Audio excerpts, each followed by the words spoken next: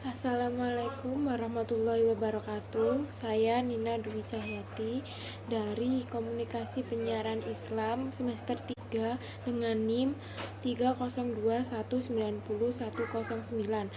Di sini saya akan menjelaskan sedikit tentang pemilihan umum.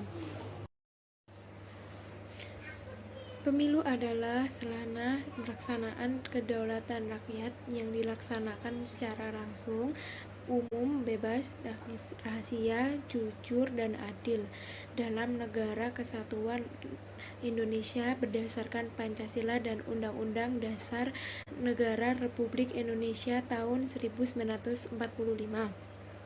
Dengan kata lain, pemilu merupakan sarana bagi rakyat untuk menjalankan kedaulatan dan merupakan lembaga demokrasi. Alasan dan fungsi pemilu. Pemilu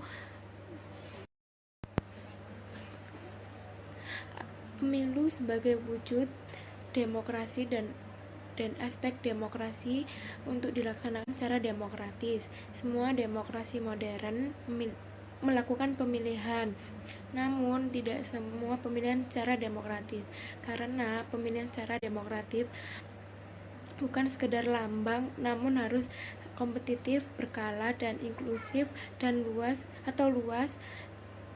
dan definitif untuk menentukan pemerintah. Terdapat dua alasan mengapa pemilu menjadi variabel penting suatu negara, yaitu: 1. Pemilu merupakan suatu mekanisme transfer kekuasaan politik secara damai. Yang kedua, demokrasi memberikan ruang kebebasan bagi individu. Pemilu dalam konteks ini konflik yang terjadi selama pemilu dilaksanakan sebagai lembaga-lembaga demokrasi. Di dunia ini, sistem pemilihan legislatif dapat dibedakan menjadi 3 kelompok utama, yaitu sistem distrik, sistem proporsional, dan sistem campuran. Di antara 3 sistem tersebut, sistem yang banyak digunakan yaitu sistem pemilu distrik atau pluralitas atau mayoritas, dan sistem proporsional. Dan berikut adalah kejelasan sistem berikut. Yang pertama adalah sistem distrik. Dalam sistem ini, wilayah negara dibagi ke dalam beberapa distrik pemilihan yang biasanya berdasarkan atas jumlah penduduk. Di setiap distrik diwakili dengan 1 orang wakil, kecuali dalam varian block vote dan party block vote. Kandidat yang memiliki suara terbanyak akan memilih satu suara yang diperolehnya. Varian dari sistem ini adalah first past the post, alternative vote, two-round system, dan block vote. Yang kedua adalah proporsional system. Dalam setiap ini, proporsi kursi yang dimenangkan oleh partai politik dalam sebuah daerah pemilihan berbanding seimbang dengan proporsi suara yang diperoleh partai tersebut. Variasi dari sistem ini proporsional, representasi, dan portable vote. Yang ketiga, sistem campuran merupakan perpaduan penerapan sistem distrik dan sistem proporsional system. Varian dari sistem ini adalah arahan dari sistem proporsional. Tujuan pemilu. 1. Pemilu sebagai implementasi kedaulatan rakyat. Kedaulatan terletak di tangan rakyat. Hal ini karena rakyat yang berdaulat tidak bisa memerintah secara langsung. Dengan pemilu, rakyat dapat menentukan wakil-wakilnya.